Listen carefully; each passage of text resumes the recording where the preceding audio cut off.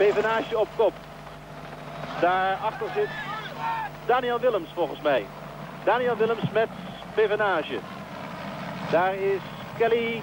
Daar is Moeter. Daar is Van Kalster en Van der Poel. Maar die twee mannen daar van de groep van Walter Godefroot, die geven het tempo aan. Pevenage en Willems.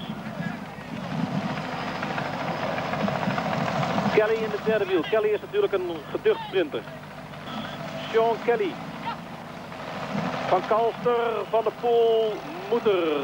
En dan aan de andere kant is het Van Kalster. De sprint is een volle gang. De sprint voor de overwinning van de Waalse Pijl. Wie is er vooraan?